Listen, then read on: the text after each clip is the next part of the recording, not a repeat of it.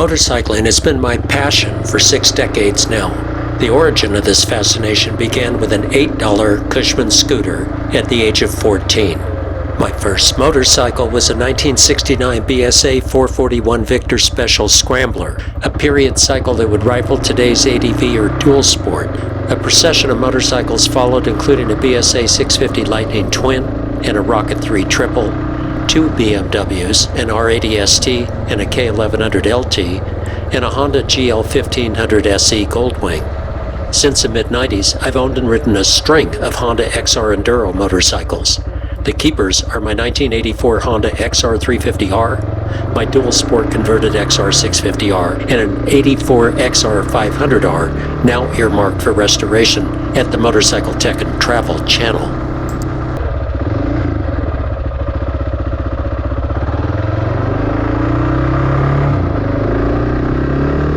Riding dirt, enduro, dual sport, or ADV bikes in loose traction, rough terrain requires physical conditioning and stamina.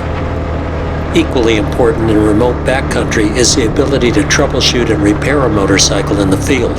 These learned skills are important whether we're riding into a nearby mountain range, up a remote canyon, or taking on the ultimate bucket list global adventure. The Honda XR650R is affectionately known as the Big Red Pig for its somewhat hefty dirt bike weight. Dual sport converted, my Honda XR650R weighs only 340 pounds with nearly 7 gallons of fuel, TCI racks, and travel gear on board. With filming equipment in place, the curb weight is around 360 pounds. Nelson rig bags are loaded with video and camera gear, and the Acerbis fuel tank takes 6.3 gallons. I use the bike as a camera and filming platform in the field. I strip off the Nelson rig luggage and TCI side luggage racks for desert riding. The racks are not difficult to remove. The Honda XR650R is 3/5 the weight of larger ADV bikes. With 55 horsepower and 50 pound-feet of torque down lower, that's plenty of thrills. The bike will exceed 105 miles per hour on asphalt and convert in less than an hour to its original desert enduro configuration. Stripped down with the oversized 6.3 gallon Acerbis fuel tank, the wet weight is around 310 pounds. Safe highway range with this tank is 250 plus miles at reasonable cruise speeds.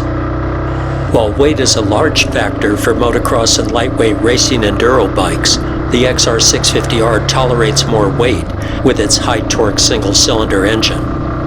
Factory specs show a dry weight of 268 pounds out of the crate in US enduro form. Stripped US models were for off-highway use only in their original form, likely 290 to 304 pounds wet. Street legal in European and Australian models, the dry weight is 293 pounds.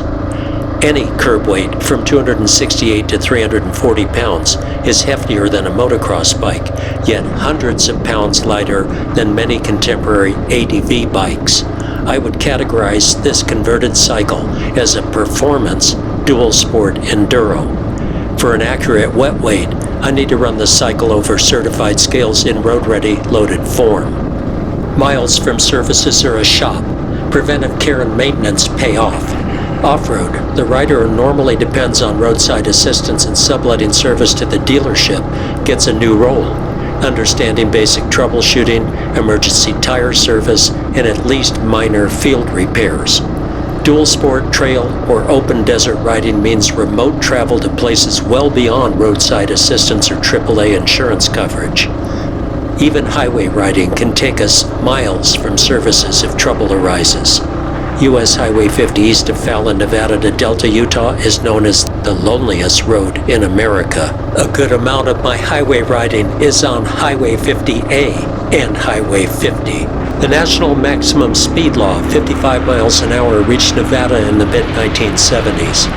Under Nevada's basic speed law, when traffic was not around, I could legally make the 13-mile run between Gardnerville and Carson City on Highway 395 in 9 minutes on the BSA 750 Rocket 3. Top speed was 113 miles an hour. The basic speed law has never been reinstated. As for my earlier dirt riding skills beyond the BSA 441 Victor Special Scrambler, I credit Rick Simon, the first editor at Dirt Bike Magazine. In the 80s, he did a stint as the editor at Arkansas Off-Road, and I wrote extensively for the magazine. Rick still had access to state-of-the-art European motocross and enduro bikes. We rode together at Antelope Valley in the Mojave Desert, Rick on a KTM 400 two-stroke enduro test bike, while I rode a Husqvarna 250cc enduro. Riding in the tracks of a top AMA veteran dirt rider, attempting to keep pace, was a gift. Emulating Rick's posture, chosen line, braking, steering, the way he set up for turns, and his approach to sand was the best training imaginable.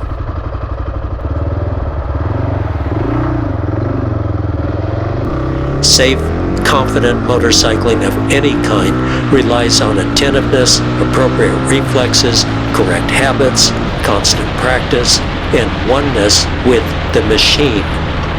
In my mid-40s, training for the 1996 Land Rover Trek competition was good training for serious dirt trail and open desert motorcycling. During that same period, I led a pair of Geo-Tracker 4x4s over the Rubicon Trail as part of a publicity assignment for Chevrolet. The team spent most of its time afoot, winching and high-lift jacking. We netted a national ad campaign for the Tracker and bragging rights for Chevrolet Geo. Over the 46-hour marathon to get these SUVs through the trail, I thought many times about how much easier this could have been on my Honda XR650R motorcycle. The Rubicon Trail is essentially Sierra granite rock and dirt, a challenge for any vehicle. In my view, firmly established during that Geo venture, it is much easier for a seasoned, well-conditioned off-road motorcyclist to traverse today's Rubicon Trail on a light dirt bike than to crawl for hours in 4x4 low range over boulders.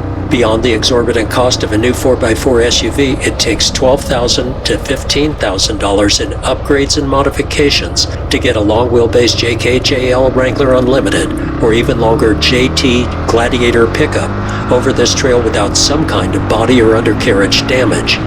Two well-equipped enduro dirt bikes or a pair of Honda XR650R factory dual sports can be purchased for this amount. For many, the cost of four-wheeling on this level is unsustainable. My motorcycle picks for a rock trail would be either a trials bike or a lightweight dirt motorcycle that can be readily lifted or skidded. I would not ride a heavier ADV over the Rubicon Trail, although some have. Among the dual sports for hard and rocky single track, my weight ceiling would be the Honda XR650L, a Suzuki DR model, or an earlier Kawasaki KLR. The newer Honda CRF 150L, 250L, or 300L dual sports would be candidates with their electric start and good lighting.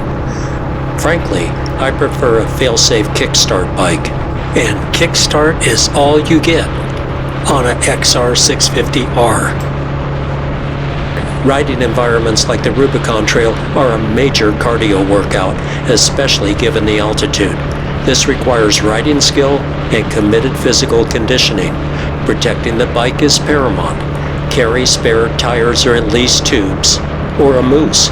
Bring appropriate trailside tools. Physical conditioning is much a part of off-road motorcycling.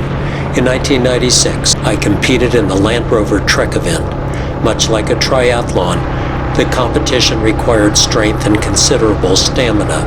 Our USA-UK Tread Lightly team was Sue Mead, Nick Dimbleby, and me. We scored a podium finish for 4x4 driving skills, all-terrain bicycling, canoeing, ropes, map and compass, log bridge building, and winching.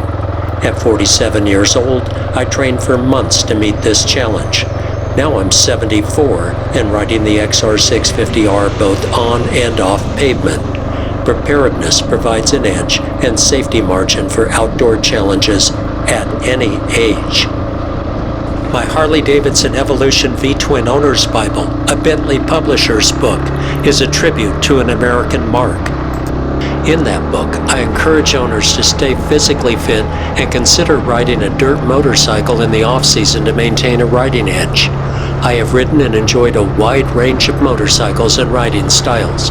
For the past quarter century, open desert enduro, technical trail, and dual sport riding have gained prominence. I have stayed active at both dirt and street riding, including some exhilarating jaunts on our son's 2003 Yamaha RZF R6 and access to a friend's Yamaha FJR 1300.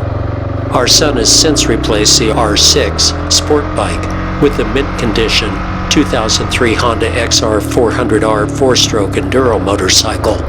At the time of purchase in 2014, the odometer read 134 original miles on the XR650R. The OEM tires still had nubs or vent spews. The bike is featured at the Motorcycle Tech and Travel channel. A dirt, dual sport, or ADV motorcycle rider needs good riding skills and physical stamina to continue riding through middle age and beyond. I monitor my cardio fitness, muscle tone, and overall conditioning for specific types of motorcycle riding. Nutrition, exercise, and general health are important. Barring accidents or injuries, motorcycling is unquestionably among the most gratifying, enjoyable, and exciting things we can do. Gratefully, I have never dropped a bike nor been in a collision on or off pavement. I ride competitively but defensively on remote trails or in the open desert. Experience, quick reflexes, and muscle memory got me from my teens through middle age. At 74, I place more importance on the judgment factor. Avoiding an accident or injury involves choices. To continue motorcycling requires staying in condition, choosing the right motorcycles, selecting sensible riding environments, and motorcycling in an age-appropriate way. The XR650R is just right for dual sport riding. I tackle single track like the El Dorado Canyon Trail featured at the Motorcycle Tech and Travel channel. I ride open desert and backcountry to remote destinations like High Rock Canyon. A run from Fernley to Fallon on the divided highway makes a perfect coffee choice. Alone or with a group, the XR650R works for me.